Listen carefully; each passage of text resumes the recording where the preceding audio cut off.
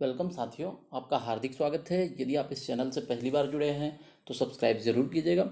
साथियों, आज का हमारा टॉपिक है अनुपात, रेशियो। अनुपात का यह तीसरा पार्ट है। तो साथियों, इससे रिलेटेड कुछ प्रश्न और देख लेते हैं। पहला प्रश्न है, दो कर्मचारियों का कुल वेतन 245 रुपये है। वे 22:27 के अनुपात में वेतन प्राप्त करते हैं। नियोक्ता दोनों के वेतन में से समान राशि काटना चाहता है ताकि ताकि उन्हें 4:5 के अनुपात में वेतन दिया जा सके। कटौती की राशि की गणना कीजिए। कटौती की राशि हमको निकालना है, कितना राशि दोनों के वेतन में काटे जाएंगे। तो दोनों कर्मचारियों का वेतन दिया है 245 रुपये और आनुपातिक योग हमको निकालना है दोनों का अनुपात के आधार पे। प्रश्न में देख सकते हैं 22:27 का अनुपात दिया है, तो आनुपातिक योग होगा 22:27 बराबर 49। और दोनों का जो वेतन है उसका कुल योग 245 दिया हुआ है। इस आधार पे हम दोनों का वेतन निकाल सकते हैं। तो 245 में 22:27 के अनुपात में हम दोनों कर्मचारियों का वेतन निकालेंगे। तो पहले कर्मचारी का वेतन बराबर 245 गुना 22, क्योंकि 22 अनुपात पहले कर्मचारी का है बटे 49। 49 क्यों? आनुपातिक योग। इस आनुपातिक योग में से 22 हिस्सा जो है पहले कर्मचारी का है, दूसरे कर्मचारी का 27 हिस्सा है। तो 27/49 दूसरे कर्मचारी के लिए लगेगा। फिर से पहले कर्मचारी का वेतन 245 गुना 22/49, दूसरे कर्मचारी का वेतन में 245 गुना 27/49। तो 22 पहले कर्मचारी का, 27 दूसरे कर्मचारी का और बटे 49 दोनों का योग। 49 में से 22 हिस्सा और 27 हिस्सा इस तरीके से निकाल लेंगे तो 110 रुपये पहले कर्मचारी का और दूसरे का 135 रुपये, दोनों का योग 245 रुपये होगा। अब यहाँ पर हमने दोनों का वेतन निकाल लिया है 245 रुपये और अनुपातिक योग के आधार पे। मान लेते हैं हम कि पहले प्रत्येक कर्मचारी के वेतन से 100 रुपये की कटौती की जा रही है। 100 रुपये दोनों के वेतन से कटौती करेंगे। कटौती है तो माइनस है ना, ऋण का चिन्ह लगाएंगे। तो 110 ऋण एक्स और 135 ऋण एक्स, ये किसके बराबर होगा? 4/5। प्रश्न में आप देख सकते हैं 4:5, तो 4/5। फिर से 110 ऋण एक्स बटा 135 ऋण एक्स बराबर कितना? 4/5। तिर्यक गुना यहाँ कर देंगे।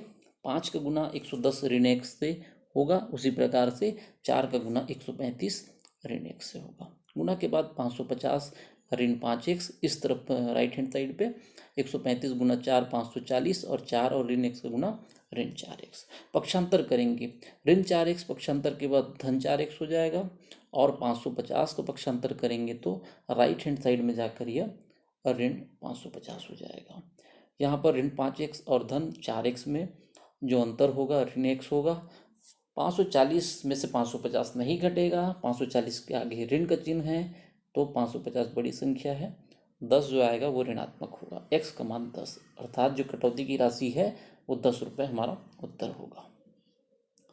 दूसरा प्रश्न है, तीन संख्याओं का योग 98 है।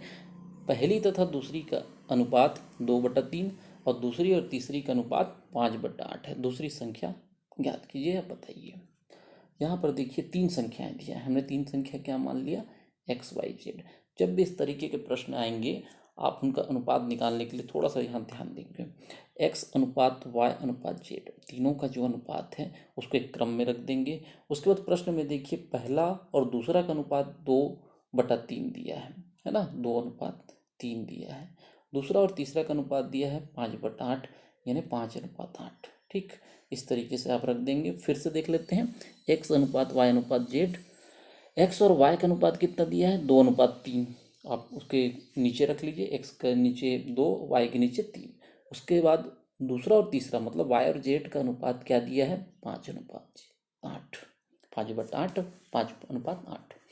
y के नीचे 5 रख लीजिए और z के नीचे 8। इसके बाद ये तीनों को अगर एक ही अनुपात में हम लिखें तो किस रूप में लिखेंगे? तीनों संख्याओं का अनुपात होगा 10:15:24 है ना। तीनों संख्याओं का अनुपात एक सरल रूप में लिखेंगे तो 10:15:24, 10:15:24। ठीक है, ये कैसे होगा? आप बोलेंगे सर ये आप कैसे ले आए? तो यहाँ पर देख लीजिए इसका ट्रिक को। x अनुपात y अनुपात z तीनों का अनुपात हमको नहीं दिया है, 2:3 और 5:8 दिया है। इसके आधार पे हम कैसे लिखेंगे, x का 2 और y का जो 5 है इसको गुना कर लेंगे। ठीक है, x का 2 और y का 5 तिर्यक गुना है ना। तो यहाँ पर देखिए 10 आ गया, 5 दूनी 10। ठीक, y के लिए क्या करेंगे, x के साथ जो अनुपात है 3 और z के साथ जो उसका अनुपात है 5, ये दोनों का आपस में गुणा कर देंगे। 3 और 5 का गुणा करेंगे तो 15 आएगा। फिर उसी तरह से z का देखिए 8 है और y का जो अनुपात x के साथ है उस राशि के साथ गुणा करेंगे। 5 से नहीं करिएगा, उसके साथ जो राशि का अनुपात x के साथ है, तो 3 और 8 का गुणा करेंगे। फिर से यहाँ देख लीजिए 2 और 5 का किए, 3 और 5 का करेंगे और z के लिए 3 और 8 का। इस तरीके से x का तिरछा गुना, z का तिरछा गुना और बीच वाली संख्या का जो 2 मान है उसका आपस में गुना। तो इस तरीके से 10, 15 और 24 ये अनुपात आ जाएगा। इसका आप अनुपातिक योग निकाल लेंगे तो 49 तीनों का योग आ जाएगा। अब इसमें हमको दूसरी संख्या ज्ञात करना है। यहाँ पर तीनों का योग दिया हुआ है 98। 98 के आधार पे हमारा अनुपातिक योग के आधार पे हम निकाल लेंगे दूसरी संख्या। 98 में देखिए दूसरी संख्या का अनुपात हमने कितना निकाला है, 15। तो गुना 15 कितने में, 49 में। 49 बटे में, 49 अनुपातिक योग है और अनुपातिक योग को आप बटे में रखेंगे, मैंने पिछले 2 वीडियो में आपको बताया है। तो इस तरीके से जो दूसरी संख्या है 30, ये हमारा उत्तर होगा। तीसरा प्रश्न है, 405 विद्यार्थियों के कॉलेज में लड़कों तथा लड़कियों की संख्या में 7:2 का अनुपात है। यदि लड़कियों की संख्या 50 बढ़ जाए और लड़कों और लड़कियों का अनुपात 3:1 हो जाए तो लड़कों की संख्या में वृद्धि बताइए। लड़के और लड़कियों का अनुपात प्रश्न में दिया है, कितना दिया है, 7:2। ठीक, और कुल जो विद्यार्थी हैं लड़के और लड़की दोनों का टोटल उस संख्या दिया है 405। ठीक, तो 405 जब टोटल संख्या दिया है और अनुपात दिया है, इस आधार पे हम लड़कों की संख्या और लड़कियों की संख्या दोनों आप निकाल सकते हैं। कैसे निकालेंगे, तो 405 टोटल संख्या है, इसमें 7/9 और लड़कियों के लिए 2/9। क्यों 9, क्योंकि 7 और 2 का अनुपातिक योग 9 आएगा। 7 और 2 को जब आपस में जोड़ेंगे तो अनुपातिक योग 9 आएगा। और अनुपातिक योग जो है आप बट्टे के नीचे रखेंगे। उसमें आप लड़कों का जो अनुपात कितना है, 7 है तो गुना 7, लड़कियों के लिए 2 है अनुपात तो गुना 2। किसने में से, 405 में से, है ना। टोटल कितना है, 405 है, इसमें 7/9 लड़कों के लिए और 2/9 लड़कियों के लिए। ठीक, इस तरीके से 315 और 90 ये संख्या आ जाएगा। उसके बाद लड़कों की संख्या में वृद्धि नहीं दिया है, निकालना है। हमने x मान लिया, लड़कियों की संख्या में वृद्धि 50 दिया है। इसको हम फ्रेम कर लेते हैं। तो देखिए 315 किसका है, लड़कों का, में धन x है ना, x हमने माना है। फिर से यहाँ देख लीजिए 315 लड़कों का है, x हमने प्लस कर दिया है।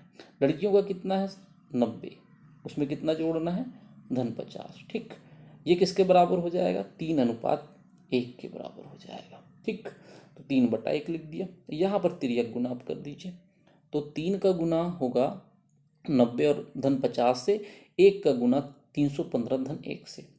1 का गुना 315 धन 1 से ज्यों का त्यों 1 से गुना होगा तो 3 का गुना 90 से तो 270 और धन 50 से होगा तो धन 150। 315 धन x फिर से वैसे कॉपी हो जाएगा। 270 और 150 को आप जोड़ेंगे तो 420। आगे हल करेंगे, x का मान 315 को आप ट्रांसफर कर देंगे, पक्षांतर करने के बाद ऋण 315 और उत्तर आएगा 105। ये हमारा उत्तर होगा। चौथा प्रश्न देखते हैं। पेटी में 640 रुपये मूल्य के सिक्के हैं। यदि 1 रुपये के सिक्कों, 50 पैसे के सिक्कों और 25 पैसे के सिक्कों में संख्या की दृष्टि से अनुपात कितना है, 4, 5 और 6, इस संख्या का अनुपात दिया है। तो तीनों प्रकार के सिक्कों की संख्या बताना है। अनुपात दिया है हमको और वास्तविक संख्या हमको ज्ञात करना है। देखते हैं सिक्कों के प्रकार किस किस वैरायटी के हैं। 1 रुपये, 50 पैसे और 25 पैसे। इनका अनुपात दिया है कितना कितना, 4:5:6 दिया है। तो अब आप इसके आधार पे मूल्य आप निकाल सकते हैं, सिक्कों के मूल्य का अनुपात क्या होगा। ठीक है, संख्या के आधार पे मूल्य का अनुपात हम निकाल सकते हैं। कैसे निकालेंगे, तो 4 जो है 1 रुपये का है और 1 रुपये में कितने पैसे होते हैं, 100 पैसे होते हैं। तो 4 गुना हमने 100 कर दिया, 5 50 पैसे का है और 50 पैसे उससे गुना कर दिया। ठीक, उसी प्रकार से 6 25 पैसे का है तो 25 से गुना कर दिया। ठीक है, इसमें मूल्य कितने आ जाएंगे, 400 1 रुपये वाले में, है ना, 250 50 पैसे वाले में और 150 25 पैसे वाले में। ठीक है, इसको सरल करेंगे तो 40 25 और 15 ये जो आएगा इनके मूल्यों का अनुपात है। ये क्या है, मूल्यों का अनुपात है। इसके आधार पे हम अनुपातिक योग निकालेंगे, 40 25 और 15, ये 80 जो आएगा ये मूल्यों का अनुपातिक योग हो जाएगा। ठीक, अब इस अनुपातिक योग के आधार पे प्रश्न में देखिए 640 रुपये दिया है, उसको पैसे में कन्वर्ट कर दिए तो 64,000। ठीक है, 640 गुना 100 करेंगे तो 64,000 पैसे होंगे। इस पैसे को आप 80 जो अनुपातिक योग है और 40 25 और 15 इस 3 भागों में आप बांट सकते हैं। कैसे बांटेंगे, 1 रुपये के लिए 40/80, 50 पैसे के लिए 25/80 और 25 पैसे के लिए 15/80।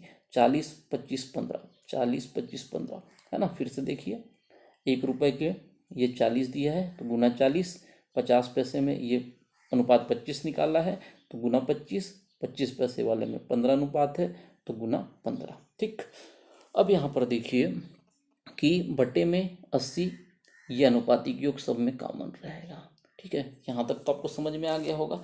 फिर ये सर यहाँ पर बटे में 100 है, ये 50 है, ये 25 है, ये क्यों है, तो आप देखेंगे कि हम जो इनका अनुपातिक योग रख रहे हैं किसका, मूल्यों का अनुपात है। ठीक है, ये जो अनुपातिक योग क्या है, मूल्यों का है। ठीक है, इनका रेशियो क्या का है, ये मूल्यों का है। हम यहाँ पे क्या निकालने जा रहे हैं, संख्या निकालने जा रहे हैं। ये मूल्यों का अनुपात है। अगर हम यहाँ बट्टे 100 नहीं करेंगे, यहाँ बट्टे 50 और बट्टे 25 नहीं करेंगे तो जो उत्तर आएगा ये हम लोग का मूल्य आएगा। समझ में आ रहा है, तो जो आएगा ये मूल्य आएगा। हमको संख्या करना है, तो संख्या निकालने के लिए क्या है, जो भी मूल्य आएगा उसमें से 1 रुपये 50 पैसे और 25 पैसे को भाग देंगे तो संख्या निकल जाएगा। फिर से 64,000 जो पैसे है इसको 40/80 कर दिया और 50 पैसे के लिए 25/80 इस अनुपात में और 15/80 इस अनुपात में। ठीक, जो अमाउंट आएगा उसमें हमने फिर से 100 से भाग दिया है, 50 से भाग दिया है, 25 से भाग दिया है। क्यों दिया है, क्योंकि सिक्कों की संख्या निकालना है। अगर हमको बोलता कि 1 रुपये की कितनी राशि है, 50 पैसे की कितनी राशि है और 25 पैसे की कितनी राशि है, इस 640 रुपये में कितनी कितनी राशि है, ये पूछता तो ये बटे में हमको जो हम यहाँ पे 100 50 और 25 की हैं ये जरूरत नहीं पड़ती, क्योंकि ये मूल्य का अनुपात है। इसके आधार पे सीधे हमारा उत्तर आ जाता और ये हमारा उत्तर होता। लेकिन सिक्कों की संख्या बोल रहा है ना, तो सिक्कों की संख्या के लिए उस मूल्य की राशि से हमको भाग देना पड़ेगा। जो भी मूल्य आ रहा है तो 1 रुपये में कितने पैसे, 100 पैसे, तो 100 पैसे से भाग दे दिए तो कितने होंगे, 320 सिक्के होंगे। उसके बाद 50 पैसे हैं तो फिर से 50 से हमने भाग दे दिया है तो 400 ये सिक्कों की संख्या होंगे।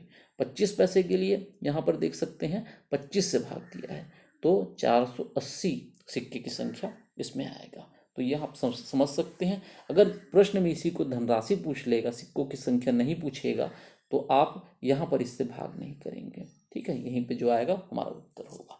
तो इस तरीके से 320 400 और 480 ये हमारा उत्तर होगा। 5वां प्रश्न, एक थैले में 5 रुपये 2 रुपये तथा 1 रुपये के सिक्के 1:3:8 अनुपात में हैं। कुल मिलाकर 380 रुपये मूल्य के सिक्के हैं। प्रत्येक प्रकार के सिक्कों की संख्या बताइए। पिछले प्रश्न की तरह इसमें भी सिक्कों की संख्या हमको बताना है। इसमें क्या दिया है, वैरायटी 5 रुपये 2 रुपये और 1 रुपये, पैसे वाला इसमें मामला नहीं है, तो इसमें हमको परिवर्तन करने की जरूरत नहीं पड़ेगी। क्या दिया है, 5 रुपये 2 रुपये और 1 रुपये। सिक्कों की संख्या का अनुपात दिया हुआ है, क्या दिया है, 1:3:8। अब यहाँ पर आप देख सकते हैं 5 रुपये जो मूल्य के हैं उसका अनुपात कितना है, 1 है। तो आप संख्या के आधार पर उसका मूल्य निकाल सकते हैं। 5 गुना 1 कर देंगे तो 5 आ जाएगा। उसी प्रकार 2 रुपये वाले का अनुपात कितना है, 3, तो 2 गुना 3 करेंगे तो ये 6 रह जाएगा। ₹1 वाले का कितना है संख्या 8, तो 1 और 8 का गुना करेंगे तो 8 आ जाएगा। फिर से आप समझ लेते हैं, सिक्कों की संख्या का अनुपात और उसके मूल्य के गुना कर देंगे आपस में, तो क्या आ जाएगा 5:6:8। ये क्या चीज़ है 5:6:8? सिक्कों के मूल्य का अनुपात। ठीक है, पिछले प्रश्न में भी हमने मूल्य का अनुपात निकाला था, इसमें भी वैसी गणना कर रहे हैं। उसके बाद सिक्कों के मूल्य का जो अनुपात निकलेगा इसका अनुपातिक योग आपस में जोड़ देंगे, कितना आ जाएगा 19 आएगा। आपस में इसका उपयोग करेंगे तो 19 आएगा अनुपातिक योग। अब इस अनुपातिक योग के आधार पर आप जो प्रश्न में दिया है देखिए 380 रुपये है, उसको आप तीन भाग कर दीजिए, ₹5 वाले, ₹2 वाले और ₹1 वाले, है ना। क्या दिक्कत है? देखिए कोई दिक्कत नहीं होगा। 380 रुपये है, इसमें आपको पैसे में बदलने की ज़रूरत नहीं है क्योंकि रुपए सब में कॉमन है। ठीक, अगर किसी में पैसा दिया होता तो पैसे में बदल लेते या पैसे को रुपए में बदल लेते, तो यहाँ सब रुपए में है तो बदलने की ज़रूरत नहीं है। 380 रुपये डायरेक्ट कर देते हैं। 380 तीन भाग में कर रहे हैं। पहला जो ₹5 वाला है वो 5 अनुपात है तो गुना 5 कर दिया। ₹2 वाला 6 अनुपात में है तो गुना 6 कर दिया। ₹1 वाला 8 अनुपात है तो गुना 8 कर दिया। बट्टे में क्या रखेंगे? ये 19 जो कॉमन है, अनुपातिक योग, यानी 19 में से 5 भाग है, 19 में से 6 भाग है, 19 में से 8 भाग है। ठीक, ₹5 वाले के लिए गुना 5/19, ₹2 वाले के लिए गुना 6/19 और ₹1 वाले के लिए ये 8/19। ठीक, समझ में आ रहा है?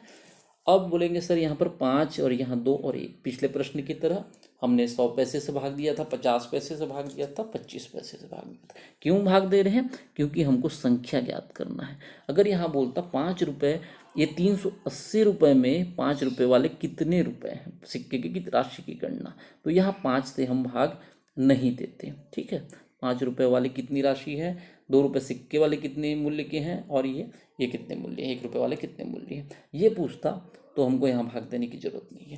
लेकिन प्रश्न में संख्या पूछ रहा है सिक्कों की, तो जो जितना भी राशि आएगा उसको अगर ₹5 से भाग दे देंगे तो सिक्कों की संख्या आ जाएगी। यहाँ पर ₹2 से अगर भाग दे देते हैं तो ये सिक्कों की संख्या आ जाएगी, और यहाँ पर ₹1 से भाग करेंगे तो ये सिक्कों की संख्या आ जाएगी। तो अगर यहाँ सिक्कों की संख्या की जगह बोलेगा कि ₹5 वाले, ₹2 वाले, ₹1 वाले मूल्य की राशि की पृथक पृथक गणना कीजिए, तो यहाँ पर ये बट्टा वाला जो 5, 2 और 1 लगा रहे हैं ये जरूरत नहीं पड़ेगी आपको। 380 गुना 5/19, 380 गुना 6/19, 380 गुना 8/19, इतना आपका पर्याप्त उत्तर के लिए काफ़ी रहेगा, है ना। लेकिन यहाँ सिक्कों की संख्या है, उसको ध्यान में रखते हुए जो भी अमाउंट आएगा तो ये बट्टे 5 क्यों, ₹5 वाले की गणना कर रहे हैं, बट्टे 2 ₹2 वाले के लिए और बट्टे 1 यहाँ पर। ठीक, तो ये आपका उत्तर आ जाएगा 20, 60 और 160। छठवां प्रश्न, एक टंकी में 5:2 के अनुपात में दूध और पानी का मिश्रण 84 लीटर है, उसमें कितना पानी मिला दिया जाए कि अनुपात 2:1 हो जाए। दूध और पानी का मिश्रण दिया है, कितना है 84 लीटर, और उसमें दोनों में अनुपात क्या है 5:2 है। ठीक है, 5:2 का अनुपातिक योग क्या होगा 7 होगा, और 84 लीटर है, 5 और 2, 5 अनुपात जो है दूध का है और 2 अनुपात जो है पानी का है। जो 84 लीटर का मिश्रण है उसमें जो अगर 7 भाग करते हैं तो 5 भाग दूध के और 2 भाग इसके पानी के रहेंगे। तो इसको कैसे निकाल सकते हैं? 84 लीटर देखिए मिश्रण है, दूध की मात्रा कितना है गुना 5/7, और 84 लीटर में पानी की मात्रा गुना 2/7। क्यों? प्रश्न में आप देख सकते हैं 5:2 है। ठीक, तो 84 लीटर को हमने 5/7 और 84 लीटर को 2/7, इस तरीके से आपका दूध की मात्रा और पानी की मात्रा आ जाएगी।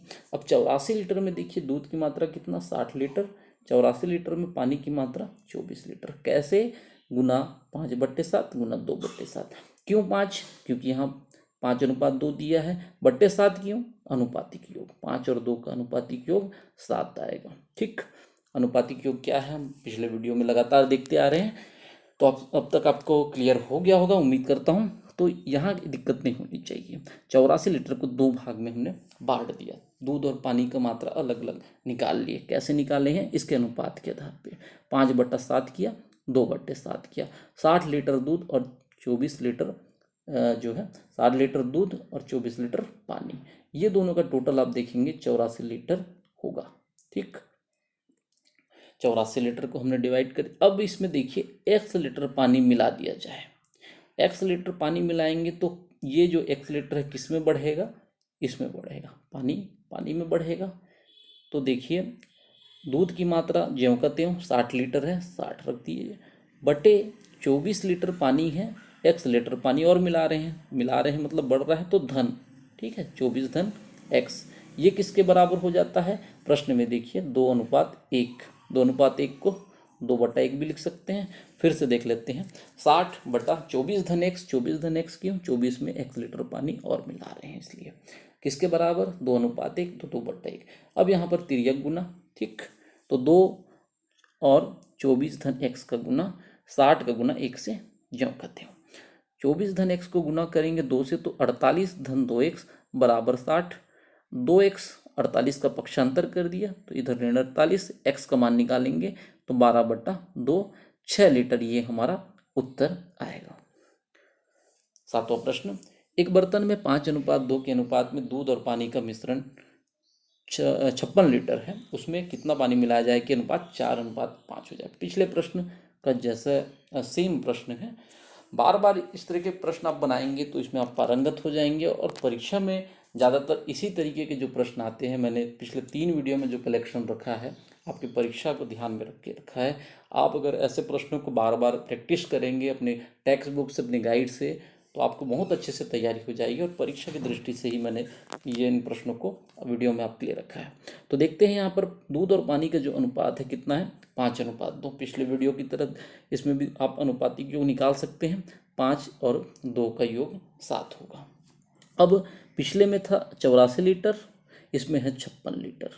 दूध की मात्रा के लिए है ना, 84 गुना 5/7 किए थे, इसमें 56 गुना 5/7। ठीक, पिछला जो वीडियो था, पिछला जो प्रश्न था सेम वैसे ही ये प्रश्न है, पिछले प्रश्न की तरह, बस लीटर और इसकी जो अनुपात है थोड़ा बहुत परिवर्तन है। 84 की जगह 56 लीटर है तो यहाँ पर इसके जो मात्रा है वो भी अलग आएगी। 56 गुना 5/7 40 लीटर दूध की मात्रा, पानी की मात्रा 56 गुना 2/7 16 लीटर। 5/7 क्यों, 5:2 है इसलिए, तो दूध की मात्रा 5 है तो गुना 5, पानी की मात्रा 2 है तो गुना 2/7।